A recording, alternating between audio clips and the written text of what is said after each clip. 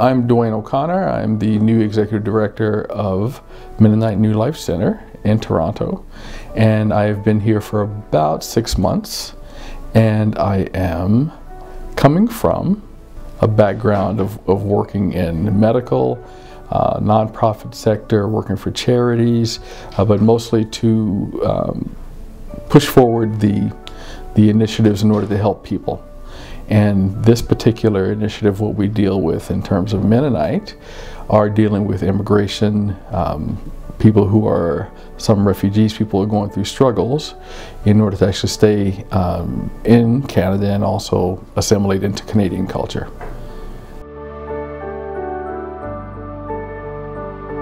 I came to Mennonite New Life Center because I felt I could make a change here, a positive change in the community in terms of the immigration situation. I'm an immigrant myself, and I had a lot of challenges when I first came to Canada, and because of those particular challenges, I remembered them and I utilized that in all of my nonprofit and charity sector work.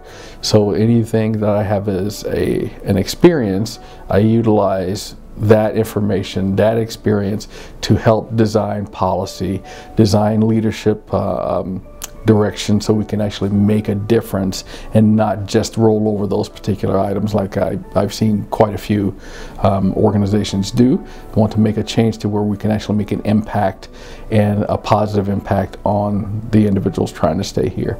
In terms of myself, I come from a very long history of working in medicine and psychiatry. I spent most of my career working in the U.S. military, and then I went to work for the Department of Defense and also with the Department of the Navy in terms of helping people. So to make sure that people who are suffering from PTSD, people who are suffering from other ailments, especially mental health issues, were able to get the different help pieces that they needed and get that directed directly to those patients and those people in the community that are suffering the same. I came to Canada with the hope and dreams of actually making changes here when I met my wife, and decided to get married and make my station here because I saw the need here as well as what I used to work with in the U.S. I did spend a lot of time working in the prison system as well, and through that I saw that there was a definite gap in how people are treated, how people are taken care of, and the different treatment that they get in terms of their own medical, psychiatric, housing, fiscal needs, everything. There was a huge gap in it, so that's why I continued in that particular field, and that's why I brought that to Canada. Quite often I am involved with international initiatives in order to stop human trafficking. I am in 3 different boards. I work with the John Howard Society of North York. I work with Waypoint Center for Mental Health. I work with the FBI in terms of the U.S. side. And what we do is we help stop certain types of terrorism and different types of disruption to medical, psychiatric, and food-related items. And my joy usually is to get out and walk, get into the woods, do a lot of hiking. I used to run a survival group in Toronto and brought that out to Barrie and Collingwood, and I used to own my own company and actually sell products and actually give classes and go on excursions with people. And then I saw that the need for people in terms of the population was growing too fast, and I felt I needed to do something, so I dropped that and came back into this. I can't sit around and not do something. If I see that there's a gap in some sort of rite of passage, I guess you can say, for what people are looking for. Like if you're coming to this country, you're not coming here just because you just want to come to Canada and live in the cold. You're coming here to start a better life. And if you are coming to start a better life, I see it as my mission in life to actually help you get started, so you don't run into all the different barriers and other exchanges that I see a lot of people running into.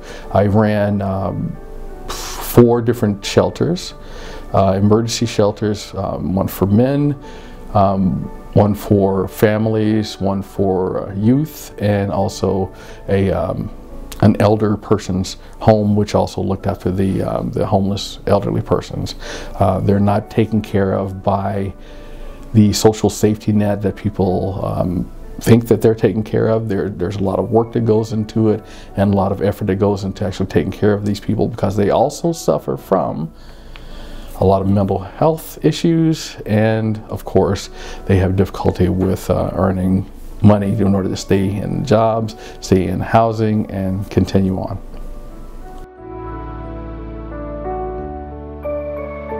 To be honest, through my assessment since I've been here, and also even before that, I noticed that MNLCT is one of the few organizations that actually offers real solutions, and not solutions that are going to charge for every bit of a need and necessity and paperwork that a lot of the immigrants will need. I see a lot of people, the vast majority of the settlement services that I've watched are asking for money. And they're asking for a lot of money, and it's taking advantage of people who have very little funds when they first come to the country, and leaving them hanging for the exact same type of paperwork, documentation, guidance that we provide for free. And I think that because of our connection to the community, we're able to make kind of a family connection instead of just making an overall business connection. We can say that we are working with the government, we can say we're doing this, we can say we're doing that, but when we make those different connections, because a lot of our own people, our own employees were immigrants, are immigrants, and are continually working with their own families as well as people in the neighborhoods in order to actually get them to a stable state. And I think that MNLCT takes that personal approach differently and takes it to heart. And we work really, really hard in order to actually make sure that those things come to fruition and not just leave people hanging out if they don't have cash. Biggest one that I've seen so far is fiscally. So the amount of money, not being able to have a job, not being able to actually work and have Canadian experience, because of course you're coming from somewhere else, and not having the connections that you need in order to actually get into those stable jobs, those good paying jobs, and not spend all your hours working multiple small jobs that sometimes pay under the table, which is not really legal. And we want to actually become sustained well in Canada and not have to worry about anything. Don't want to be worrying about going back home, and maybe even if you came from a place of fleeing violence and that sort of thing, you don't want to be forced to go back in those situations. You want to make sure that you and your family are stable, and in order to actually do that, you have to know the pathway. And if you're coming just in, many times there's no company or organization that will tell you the pathway. However, MNLCT has been known to help guide people down the proper pathway without charging them money, get them set up in the right way so they can actually provide for their families, for themselves, and make themselves a permanent resident or a citizen, and not reliant on the social safety net. We have a lot of different programs. So our particular programs with bridging, education, language training is huge, so you can actually communicate with everyone that you're dealing with. But the understanding of what the actual job market is and what the requirements are, and the assistance for the actual paperwork, the documentation, once you have those all in place and you have your mindset ready for it, then you can proceed to the next level. And a lot of times we have people that are also not quite ready for that transition. A lot of people that actually are suffering from either a previous mental illness or a current mental illness, or even anxiety just about going through the entire process. We have services for that as well, to help people get stable and move forward. MNLCT is, of course, a charity. As with most charities, you are on a shoestring budget, and my first initiative is to actually increase the budget quite a bit and stabilize the employees.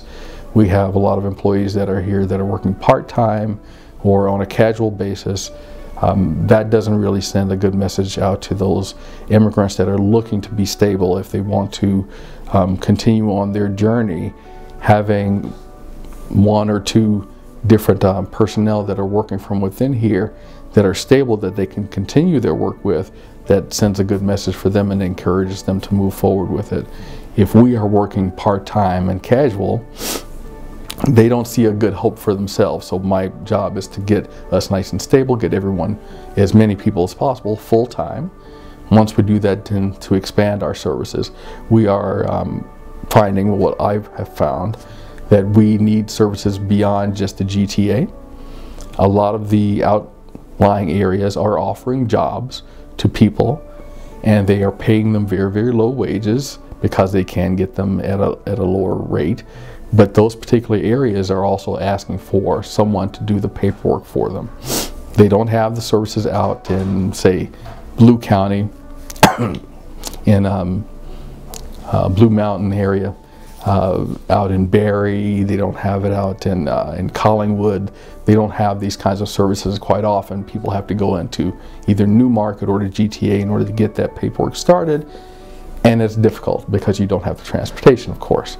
So my job is to actually expand into those different areas, have different smaller offices that can help relate back to our main office here and provide those services out there so people don't have to travel. And we're also looking at housing. As of yesterday, we have started a new initiative looking at taking over transitional housing to provide at least 10 stable apartments for some of our clients, so they don't have to become homeless. And as many people know, the homelessness issue is huge, especially, well, all over the globe really, but in the GTA it's starting to grow more and more. People are starting to see people on the streets, and I know personally at least 2 families that are in this general area that are living out of their cars. And without a stable home, how can you get the rest of the items going? How can you go and think about your paperwork if you don't have a place to sleep at night? If you're sleeping in your car or sleeping in the street, then you can't really think about your future. You may end up being forced to go back home where there may be danger for you and your family. So we are taking on that initiative to try to at least provide a little bit of relief to those people that need housing.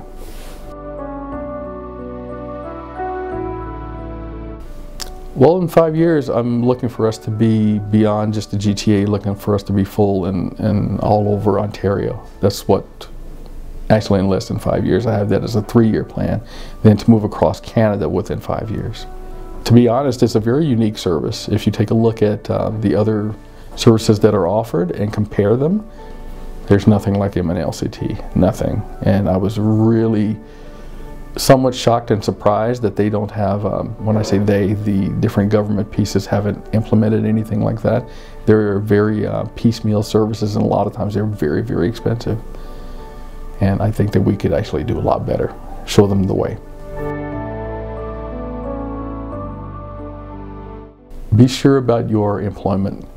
Be sure about your income. Don't take promises, especially verbal promises, from any institution, any sort of job, any sort of certain area of expertise. When I first came here, the offer on the Canadian website was to hire IT professionals. So I came here to be employed by the University of Toronto as an IT instructor. When I got here, the job didn't exist. Well, sorry, it did exist, but then they pulled the funding for it. So I was stuck here and had to go and work for housing. I had to actually work as an IT specialist to build a network for a, I forget what they called it, a reserve home for people that were recovering from alcohol and drug addictions. They needed the IT support but didn't have the money to pay for it, but they did have extra rooms. So I said, I'll take that as my payment since you can't pay me, above table anyway. So I hooked up their entire network, their entire virtual system and hooked up all their computers that they had laying around and adapted those, and I was able to stay in the home there for about 6 months until I got my permanent residence paperwork started. And that came through marriage, actually, at that point. So I would say really just look out for your finances. If you don't have the finances, it does not help out to be on OW. It's so small an amount of money, and it's definitely not enough money for you to take care of you and your family if you have that. So in terms of regular Canadians helping out immigrants and then the plight of what immigrants are going through, I would say the best way that they can help is to actually support in terms of not giving money or anything like that, although that helps, but to actually verbally support what we're doing. Don't think that immigrants are coming here to take your jobs. No, they're not here to take your housing. They're not here to overwhelm your cities or anything like that. They're here to be a part of the Canadian, I guess, infrastructure, or part of the Canadian fabric. And they are just as enthusiastic about being here and being positive as you are. So support us. Come out and look at what we're doing. We're doing those same jobs that you want to do. We're doing those same types of work to actually build up the community just like what you would have. And we are here with you. We're going to be a part of your family, so embrace us. Don't shun us. Don't think that we're trying to do anything against you. We are here with you. We're only going to make your country stronger.